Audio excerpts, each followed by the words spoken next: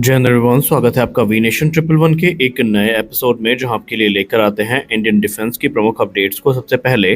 तो चैनल को सब्सक्राइब करना मत भूलिएगा। इस अपडेट की हम शुरुआत करने वाले हैं हिंदुस्तान एरोनॉटिक्स लिमिटेड से आई एक रिपोर्ट से। आप सबको पता है कि एचएएल इस समय अलग अलग प्रोग्राम्स को लेकर आगे बढ़ रही है और एचएएल के सामने प्रॉब्लम ये है कि एचएएल इस समय जेट इंजन से संबंधित जो इशूज़ हैं उनसे काफ़ी ज़्यादा परेशान है और एचएएल के ऊपर एक दबाव भी बन रहा है और बहुत सारे प्रश्नों के एक अंबार उनके सामने खड़े हुए हैं जिसका उनको जवाब देना है। और वो अंबार है प्रश्न का कि आखिरकार जेट इंजन डील को फाइनलाइज कब किया जाएगा। चलिए, देर से ही सही पर हिंदुस्तान एरोनॉटिक्स लिमिटेड ने इस पर टिप्पणी तो कर दी है। एक बड़े प्रेस कॉन्फ्रेंस के दौरान या मीडिया वक्तव्य के दौरान HAL CMD DK Sunil sir ने ये कंफर्म कर दिया है कि F414 इंजन की डील में सब कुछ सामान्य है। उन्होंने उन सारे दावों को खारिज किया जहां पर कहा जा रहा था कि एचएएल इस समय जो दूसरे अल्टरनेटिव हैं अपने F414 की जगह इसको एक्सप्लोर कर रही है। और उसमें सबसे बड़ा नाम सामने आया था सैफरान के M88 टीरेक्स का,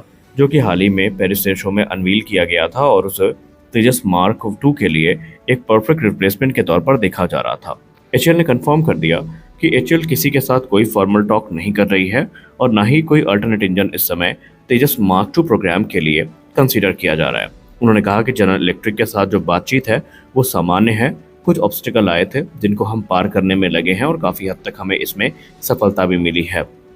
और एक प्रश्न का उत्तर भी उन्होंने दे दिया जहां पर कहा गया कि अमेरिका और भारत के बीच में जो F414 इंजन की डील है ये मार्च 2026 के पहले फाइनलाइज कर ली जाएगी। दरअसल फिर भी अभी इसमें काफ़ी ज़्यादा हमें कह सकते हैं कि ऑब्स्टिकल देखने को मिलेंगे, क्योंकि 2023 में तो ये माना गया था कि 24 तक की शुरुआत से पहले डील फाइनलाइज हो जाएगी और पहला इंजन 2027 से 28 तक भारत को मिलना भी शुरू हो जाएगा। लेकिन अब यहाँ पर रिपोर्ट्स इंगित करती है कि ट्रांसफ़र ऑफ टेक्नोलॉजी की जो मात्रा है या परसेंटेज है, इसको लेकर एक बार फिर से अमेरिका रिकन्सिडर कर रहा है। इसके अलावा जो प्राइसिंग है वो भी थोड़ी इंक्रीज करी गई है। अब यहाँ पर कोई पुख्ता रिपोर्ट तो सामने नहीं आई है, लेकिन ऐसे अटकलें लगाई जा रही हैं कि अमेरिका ने भारत से एडिशनल तकरीबन 500 मिलियंस की डिमांड करी थी इंजन डील के लिए और इसी को लेकर जो बातचीत है वो अटकी हुई है। अब इस पॉइंट ऑफ टाइम पे ये कहना थोड़ा जल्दबाजी होगी कि अभी तक मामला कहाँ तक रिजॉल्व हुआ है, लेकिन आपको बता दें कि ऑलरेडी कई जो देश हैं जिसमें स्वीडन और ऑस्ट्रेलिया भी शामिल है वो इन इंजन्स का यूज़ करते हैं और जितना बड़ा transfer of technology level Bharat को ऑफर किया गया है ये आज तक अमेरिका ने किसी को भी नहीं किया है और इसीलिए ये डील इतनी पेचीदा और महत्वपूर्ण बनती जा रही है। इसके अलावा उन्होंने तेजस मार्क 1A को लेकर के भी टिप्पणी करी है, एमका को लेकर के भी टिप्पणी करी है और तेजस मार्क 2 को लेकर के भी टिप्पणी करी है। उन्होंने कहा कि तेजस मार्क 2 का प्रोडक्शन अपने यथाउचित रफ्तार से चल रहा है और 2025 के अंत तक या 2026 की शुरुआत में इसके रोल आउट को प्लान किया गया है। पहली उड़ान को लेकर कोई बदलाव नहीं हुआ है, यानी मार्च में पहली उड़ान वहां पर प्रपोज करी गई थी और मार्च में ही हमें तेजस मार्क 2 की जो पहली उड़ान है वो देखने को मिलेगी। वहीं एडवांस मीडियम कॉम्बैट एयरक्राफ्ट को लेकर कहा गया कि एडवांस मीडियम कॉम्बैट एयरक्राफ्ट के शुरुआत के 5 प्रोटोटाइप्स जो बनाए जाएंगे उनमें हम निसंदेह जनरल इलेक्ट्रिक F414 इंजन का यूज़ करने वाले हैं और कोई दूसरा अल्टरनेटिव हमारे पास फिलहाल तो नहीं है। इसके अलावा तेजस मार्क 1A पर बात करते हुए उन्होंने कहा कि इस फाइनेंशियल ईयर के ख़त्म होने से पहले भारतीय वायुसेना को जो 6 एयरक्राफ्ट हैं वो हमारे तरफ से डिलीवर कर दिए जाएंगे। जी हाँ, उन्होंने 6 तेजस मार्क 1A जेट की डिलीवरी को कंफर्म किया है और ये डिलीवरी मार्च 2026 से पहले पूरी कर ली जाएंगी। उन्होंने कहा जो डिलीवरी में डिले हो रही है वो हमारे एंड से नहीं हो रही है, हमने बाकायदा एयरफ्रेम्स बना रखे हैं। हमारे जो पार्टनर्स हैं वो निसंदेह सही समय पर जो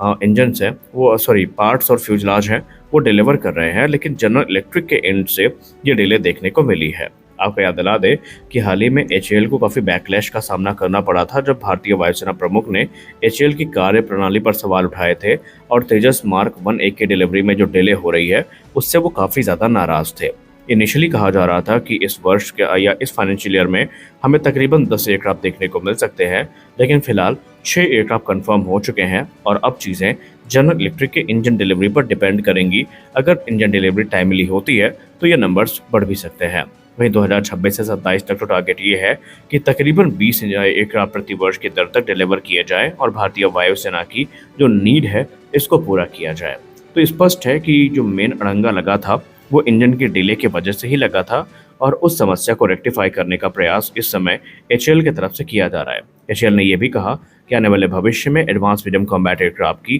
जो प्रोडक्शन लाइन है उसमें हमें कुछ बड़ा परिवर्तन होता दिखाई पड़ेगा और इस समय तकरीबन 5 बड़े शहर हैं जिनमें से किसी एक में हमें एमका की जो नई प्रोडक्शन लाइन है वो देखने को मिल सकती है। इसमें बैंगलोर का नाम सामने आ रहा है, इसमें हैदराबाद का नाम सामने आ रहा है, इसमें बेसिकली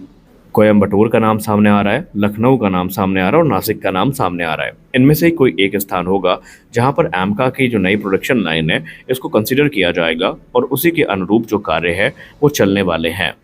इसके अलावा एचएएल प्राइवेट सेक्टर की जो भूमिका है उसको लेकर पहली बार हमें कुछ ज़्यादा ही इंटरेस्टेड दिखाई पड़ी है। एचएएल ने पहले भी कहा है कि प्राइवेट सेक्टर के पास वो पोटेंशियल है कि कार्य को वो तेज़ी के साथ पूरा कर सकते हैं और ये बात प्राइवेट सेक्टर ने कई बार आकर सामने कही है, जिसमें लार्सन टोब्रो, सोलर ग्रुप जैसी कंपनियां, वेम टेक्नोलॉजीज जैसी कंपनियां जो थी उन्होंने पब्लिकली आकर कहा था कि हमें अगर अपॉर्चुनिटी मिलती है तो हम भारत की सरकार को और एचएएल को निराश बिल्कुल भी नहीं करेंगे। यानी प्रोग्राम बड़े पैमाने पर प्लान किए जा रहे हैं और इसका परिणाम हमें देखने को मिलेगा। F-35 लाइटनिंग 2 खासकर जो त्रिवेंद्रपुरम में पार्क है इसको लेकर लोगों के मन में क्यूरियोसिटी लगातार बढ़ती जा रही है, क्योंकि तकरीबन 10 दिन के बाद भी ये एयरक्राफ्ट वहाँ से मूव नहीं किया है और अब इसकी जो समस्या है वो व्यापक पैमाने पर डिस्कस की जा रही है। मामले की गंभीरता का अंदाज़ा इसी बात से लगा सकते हैं कि अब F-35 की रिलायबिलिटी और इनके मेंटेनेंस को लेकर के भी सवाल उठाने शुरू कर दिए गए हैं। लेकिन ब्रिटिश हाई कमीशन जो भारत में है उनके स्पोक्स पर्सन ने कहा